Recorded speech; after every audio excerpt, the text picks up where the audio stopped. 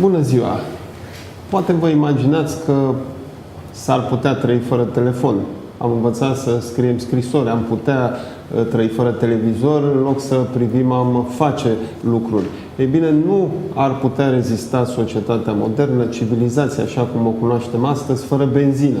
Un domeniu strategic, o zonă extrem de sensibilă. Discutăm astăzi cu Bogdan Chiriac și Val Vălcu, cu domnul Azamat Jangulov, senior vicepreședinte la Kazmunaygaz, o companie extrem de importantă, un investitor strategic în România și un jucător gigantic pe piața mondială. Vom vorbi în engleză, iar interviul va fi tradus. Mr. Chiriac, please. Good morning. Welcome to DC News Live, Mr. President, Mr. Vice President. First of all, you have some problems in Romania, and we wonder why. Can you explain it for us and our public? Good morning. Good morning. So, of course, we also do wonder. So, why we have this problem? Yes, we do. This is a clue, which is, I think, will be solved quite soon. But we have to admit that we're facing some issues in Romania, but these issues related more with a history of how the privatization was done and how the sector was structured. So, first of all, what was a strategic rationale for Kazmunaygaz to purchase Rompetrol Group in the first time? Yes. Why in 2007 have you done this move? Yes, you know that Kazakhstan is a big oil producer in the region. So in 2000, so in Kazakhstan, so we had the biggest oil discovery from 30 years history for oil industry. So this is Kashagan. Also, we have quite big giant fields like Tengish oil and some other big oil production. And today, Kazakhstan producing is about 80 million tons per year, which is the second largest producer from ex-Soviet Union countries after Russia. And we have sustainable growth ratio for the oil production, and oil production will hit 100 million tons per year in maybe 4 to 5 years from now, and has big chances to grow further. That is why the strategy of Kazakhstan at that time was to see how to extend the value chain of our production. And since 2003 or 4, Kazmunaygaz is the national oil and gas company of Republic of Kazakhstan, belongs 100% to the government of Kazakhstan, was exploring different opportunities around the region, so to see what is the best strategic fit to take a footprint to extend the value chain.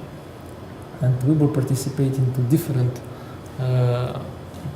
processes of acquiring refineries. So we were participating to the process of Czech refineries, Lithuanian refineries, some other refineries in the European region. So to see how to match our transportation routes with our value chain. And so far we chosen the Black Sea is as the best market from the logistic point of view, because at that time we had already Batumi port with 100% of ownership of Kazmunaygaz.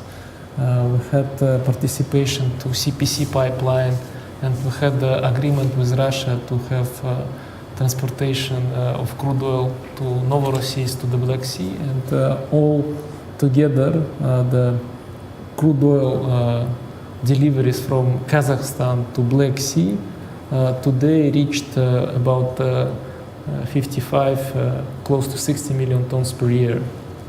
So which means that out of this crude oil, so some of this crude oil can be refined at the Black Sea Coast Refinery, and that was the strategic move of national company to acquire this asset. And of course, it's a matter of opportunity, because you don't go to buy refineries if the seller doesn't want to sell. So it was a sale process of private individual sale. So we came, we made the normal due diligence. We see all the say standard documentation of the company, which had some small problems, but was normally to handle with them. But it was big potential to grow, and we made this decision. But what had you known as far as 2007 about oil and gas industry in Romania, and specific about Petromedia refinery? So we knew that Petromedia refinery was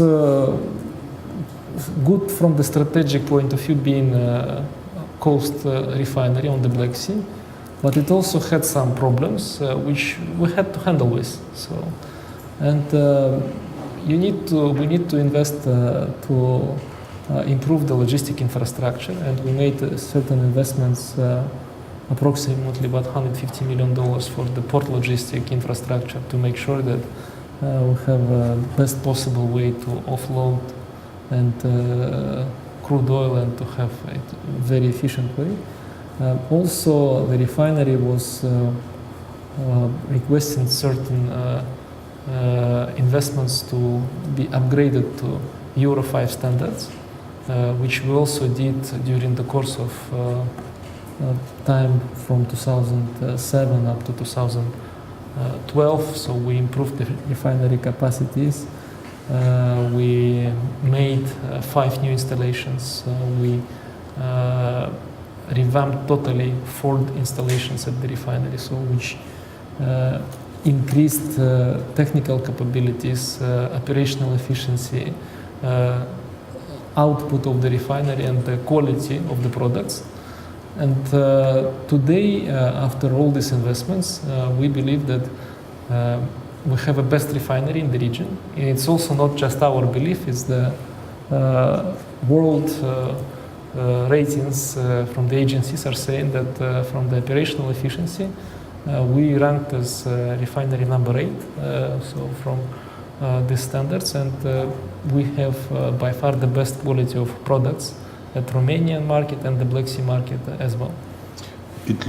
Everything looks fine. What is the total turnover in Romania you have now? We would like to say in the physical numbers, because of the crude oil product. The value.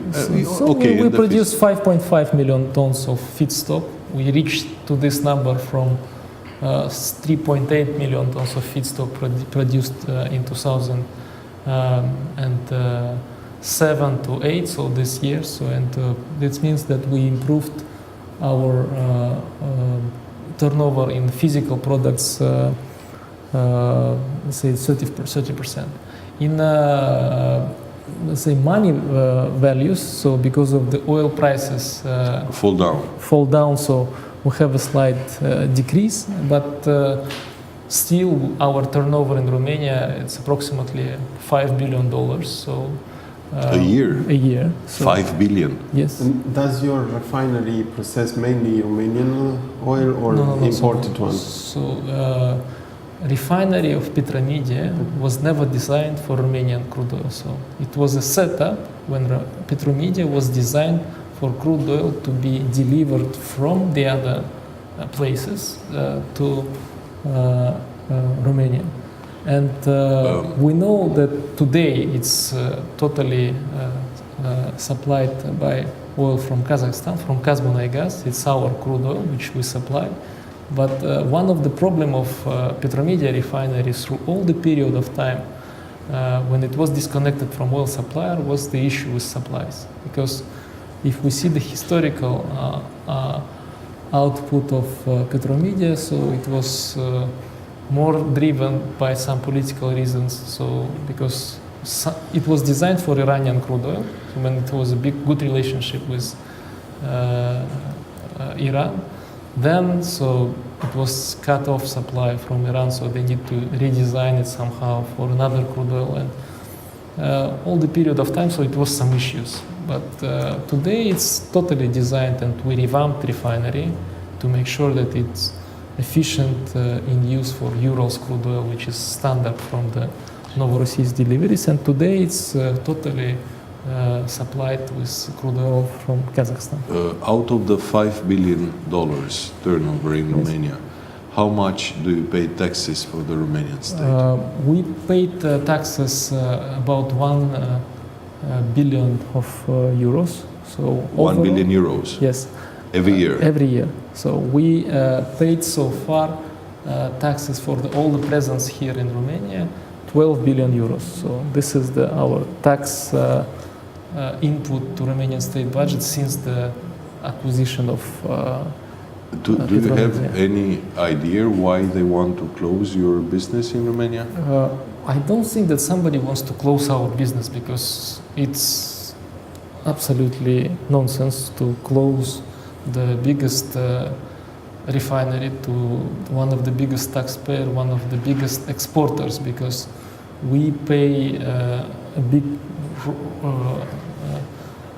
also we play a big role in the stabilization of the national currency as well, because we produce and we export, so we bring flows of dollars to Romania. But when Black Sea projects will become operational, the situation will change.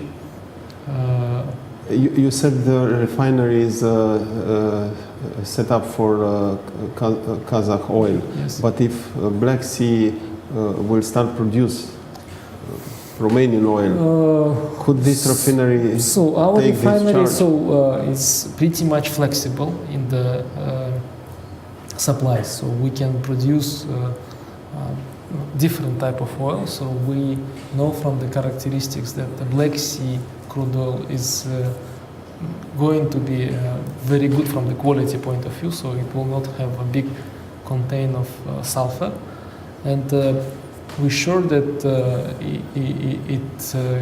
we can handle, maybe with a little bit more investments, but it's not a problem.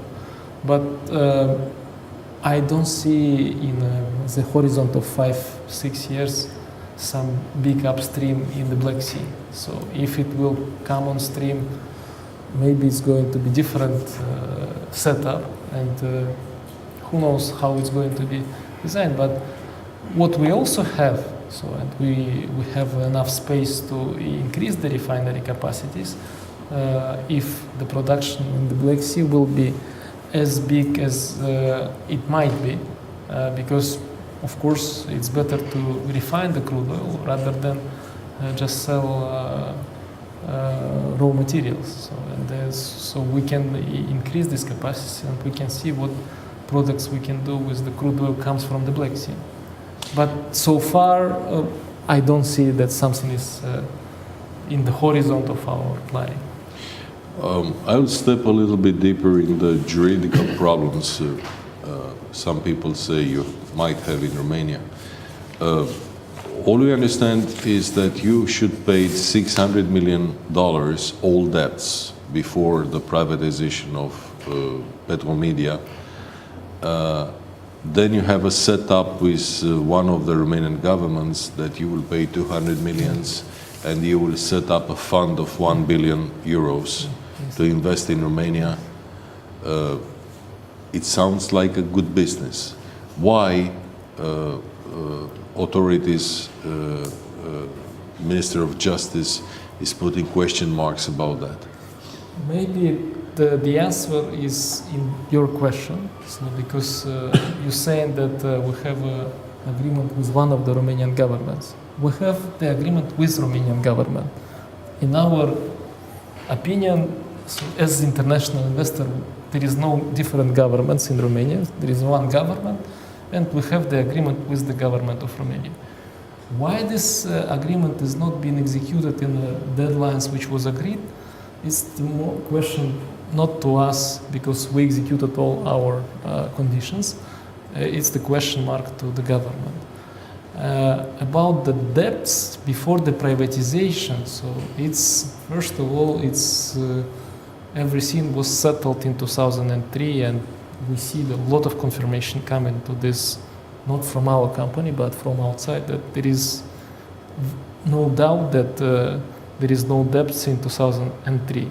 So, and being so company without any debt, and it confirmed by everything, so by international audits, because we acquired the company audited with one of the big four companies, there was no debt on the balance sheet. So we had very good legal opinions about the structure of the state bonds, which was issued by the Ministry of Finance and acquired by Rompetrol at that time. So about the legal matters, how the setup with the relationship with the state was done, so which totally confirmed by the Romanian legal system, because it has a court decisions which confirmed the position of the company. We understood in 2011 and 12 that so far Romanian state is not happy about this legal setup, because they understood and it was clear from their side that there is nothing can be done legally so to get more money from Kazmunaigaz. We also felt this as intention of the state to improve a bit the position. So, and we offered this deal to Romanian state when we're going to acquire some of shares of Romania with valuation which is higher than the market valuation, so paying premium for control. And we agreed that the deal, which has two components, so acquiring the shares of Romanian state, so making, let's say, direct cash effort to Romanian state budget, and which is more important, building up the investment fund for new projects which will have more impact to Romanian state budget, but it's going to be not direct impact because it will go via jobs, via taxes, and some other type of benefits. So it will benefit to state more. Why it was not executed on the side of the Romanian government? Maybe the issue stays with difficulties to run with changing environment, because we had different ministers in the chair of the minister, and every one of them, they need some time to understand the position, so to confirm it. So far we have none of them so who was against the deal or trying to renegotiate the conditions. So all of them, so which confirmed today by today's minister. So again, so it's not the minister of some government of Romania, it's the minister of the government of Romania, which is also says that the deal is on stream. So they're taking some actions, and these actions are quite positive to us, that it's the government which deals and trying to act in a legal framework they live in, so to execute whatever is necessary to deal with us as investors. The legal inquiry against your company in Romania does harm you inside the market and also outside, because you're in an international company. So the legal inquiries, which is done not to us, so we are not directly involved to this issue, because this is legal inquiry to the criminal investigation against some people, which so has had some positions in the state or in the companies back to 10-12 years ago. But today the problem is that it's indirectly also involves us as the company. And the most difficult issues is the seizure on the assets, which we do not understand why you need to have it, because these assets are not movable, so you cannot take them on load to somewhere and to take them from Romania, so they will be still here. But the seizure so limits these assets from the further development. So because you, in the simple terms, so if you have seized some assets, for example a car or apartment or something, so you cannot put money to improve its condition. And this seizure which takes place, so it's harming the business, so these assets themselves, because we cannot normally run the investment programs which will involve these assets as the pledge for banks, so to use it in the best way for the investments, for the assets itself. So this is the problem. Are you considering claiming compensation for these losses? Of course we are, because we live in the very modern and legal environment which says that if you have some losses, so you always have a right to claim them. And since the issue appeared, we start to work with the international law firms to see what we can do and how we should act in order to redeem the losses from these actions. And we advanced so far, and soon we will have this issue raised, how and what type of losses we can occur during the course of these issues, or we already occurred, because it's definitely the losses of the company.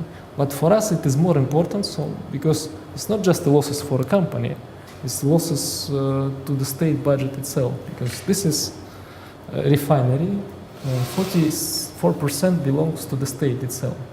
So, and today, state, by one hand, limits the state assets from its development.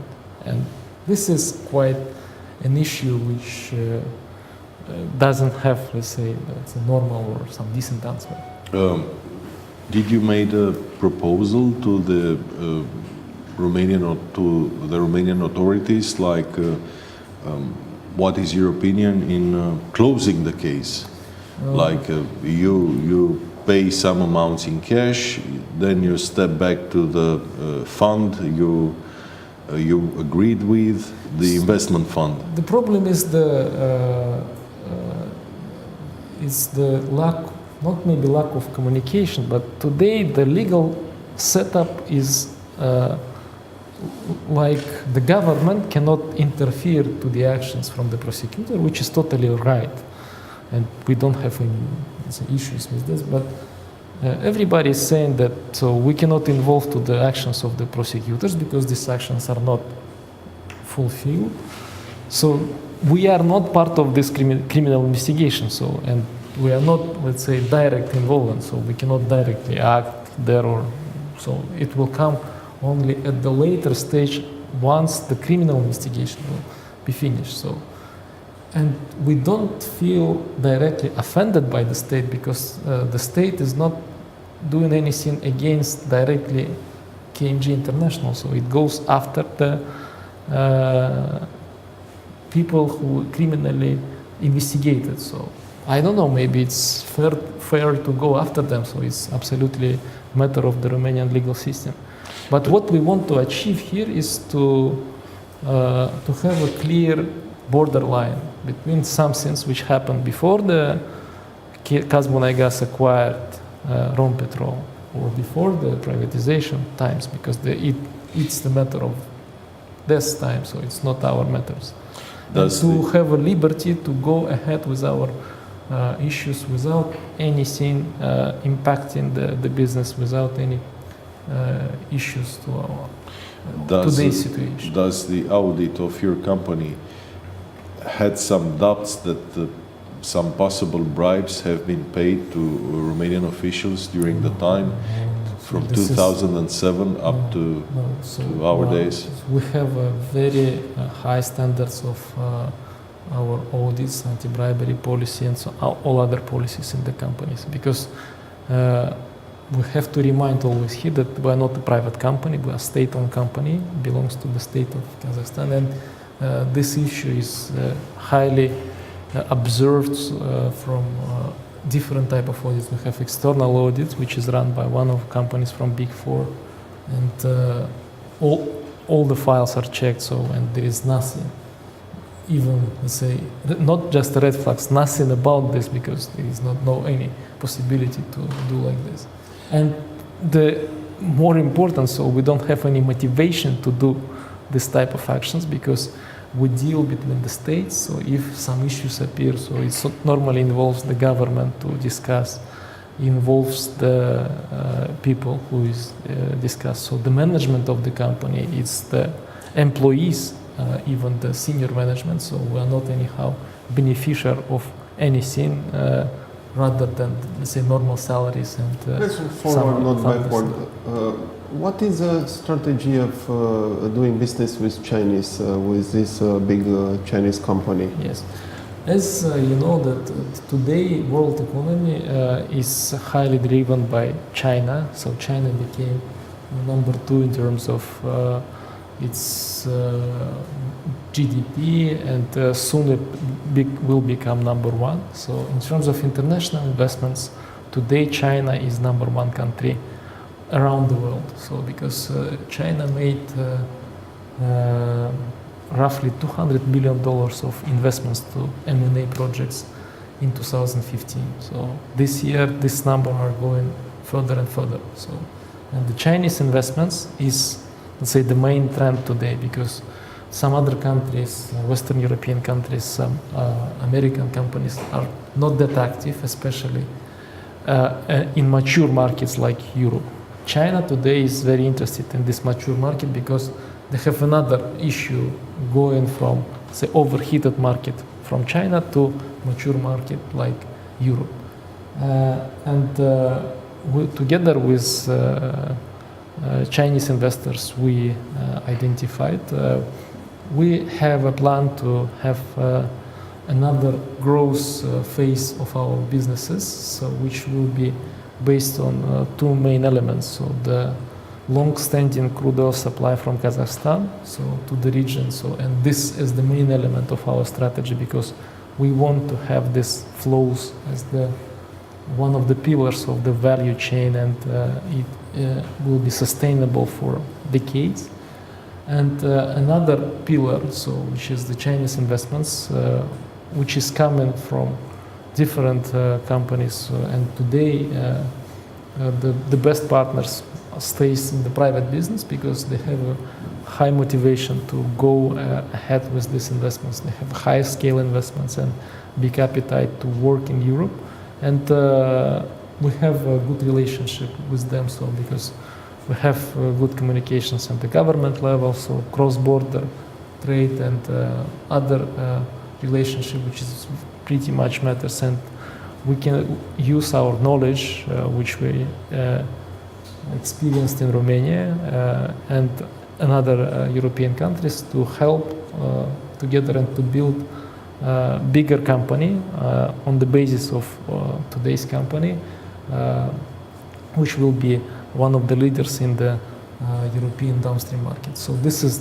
in a few words, the strategy of the partnership with Chinese investors, and the company we chosen, it's one of the biggest one. It's the CEFC, the company which is listed in Fortune Global 500, so on rankings between 200 and 300. So they have improved their rankings constantly throughout the years. So, and this is the company number 1 in Shanghai, so biggest company in Shanghai, and you can imagine Shanghai magnitude. So maybe Shanghai is just one city economy, maybe a few times bigger than Romanian economy. So then it means that we work with one of the big leaders from China, and the idea is to use this knowledge, to use this our knowledge and the investments from China and the appetite from China to build a bigger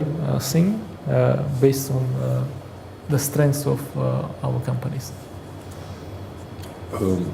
You expect in the coming months that the criminal case in Romania should be closed, so it will not harm anymore your company and the future development? Yes.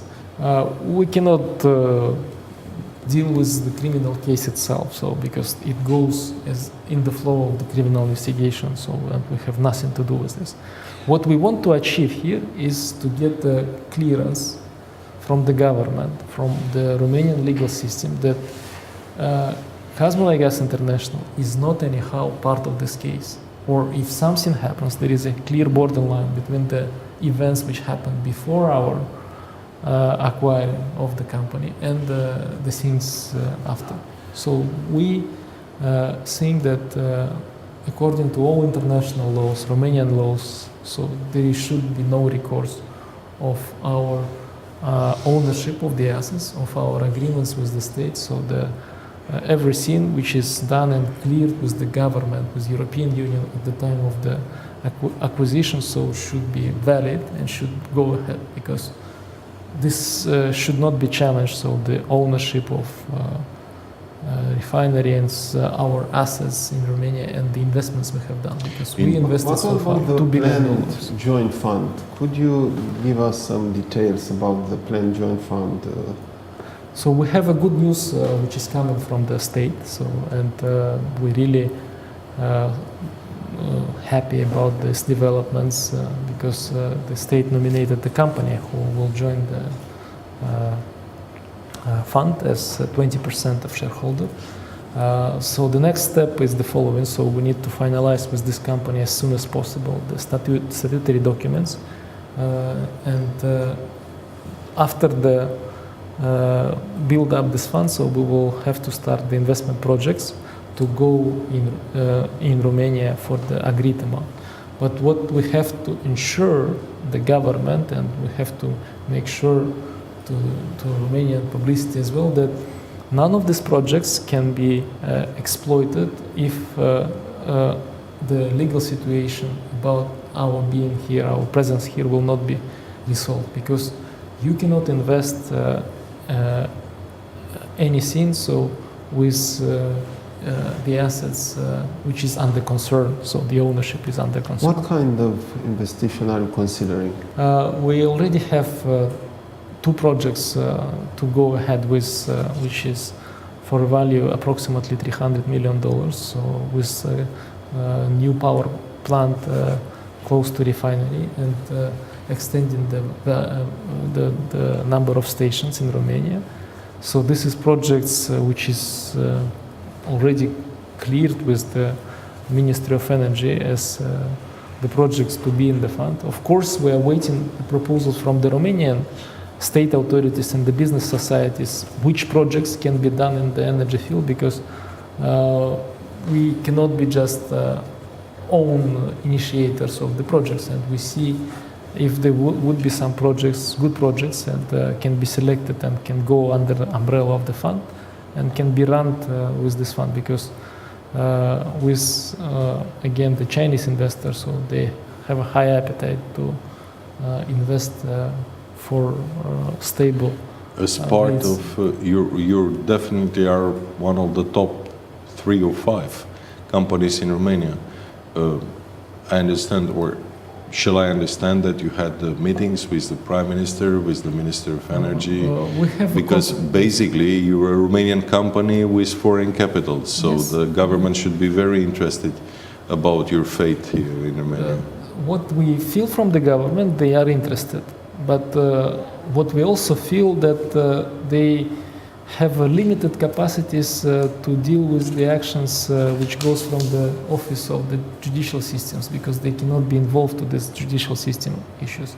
So we feel, let's say, support, maybe moral support, I would say, in these issues, and they also do some actions to go ahead with the implementation. But until this, let's say, the hammer will be on the neck of every state institution, so they will have very little motivation to go ahead with these issues, because these people, so they also normal people, and they also have a big fear that so one day they will be prosecuted, they will be somehow threatened by some authorities, and for the salary of the state servant, so I don't think that they have a motivation to do something more actively. But So what you say that the government actions or the government is fearing the judicial system in Romania? I see that some people, so who works for the government, they have today they have a very little motivation to do everything with the force which required for this. So, and this is about the motivation. So I don't know what they have or what about their feelings, but I don't see them inspired to do so. What I can say. There were some hearings, Sorin Brejnar, you know Yes. that name? Yes, we know this How do you person. comment upon this? So we understood from the press again, so that was some transcripts which, of course, so somehow explains to us so how it works. Of course, what we see from this transcript, so it's, let's say, have a little bit of comments on our side because it's already said inside these transcripts. But we also feel that if these issues are being discussed at that stage, there is not a discussion about the commercial dispute or something, so it's a little bit beyond this. So, and this presentation that it's, let's say, legal issues or legal matters, maybe not that right. But we also understand that our legal standpoint is also not challenged, so and it's also somehow confirmed in this issue. So, and there is just try to change the rules of the game during the game, which already it's admitted that it's not possible to do. But what we can say, so that we do everything to defend the company rights, the rights of our employees. We have 6,000 employees in Romania. So, and these people, they deserve to have a better job and to be paid better. And they have also big fear that they can lose their jobs. And then we have our obligations in front of the financing institution, banks, and so on and so forth. And we need to run these obligations, and we need to go ahead with normal activities in Romania, because this is our responsibility.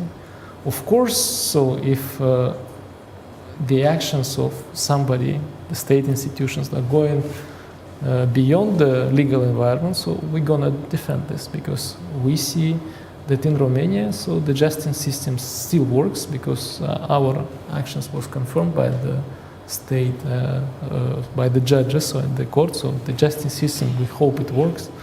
We hope that the government also understands this. We also work in international business, so, and if something so will occur some losses to us, so we will have to present these losses to the government. And what we again so have big worries about, that if the government will have to pay these losses to us as the company, so at the end of the day, the simple Romanian citizen will have to pay these losses, because the government is not operating with the money of the government, so it's operating with money of the citizens of Romania. And we want to raise this awareness, so in front of population, which has the right to choose the government and to direct the government in the directions which is positive, so which for the development of the businesses, for the creation of the new jobs, for taxes, for all the things which, let's say, is the, let's say, top priorities for every politician to be elected. We are running out of time, so I ask you a very short answer. Do you expect Romania to play a greater role in regional energy environment, in regional security? Of course, Romania historically played one of the biggest role in the European energy security. So, and the history says that so it can do so. And you said about Black Sea development, and we see that in Romania there is a lot of opportunities. And from the opportunities point of view, Romania is by far one of the best countries in the region. So what we see that the society has to combine around these opportunities and to explore them for a future generation, for the future growth and future development, because whatever is historical issues, so they cannot help us with building up the future. So, and it's better to have a bright and good-looking eyes to the next steps. And in my opinion, so it will work, and it can work, and it deserves to be explored. Thank you, Azamat. Thank you very much, Okay, Mr. thank Vice you. President. Thank you. Thank you for your time.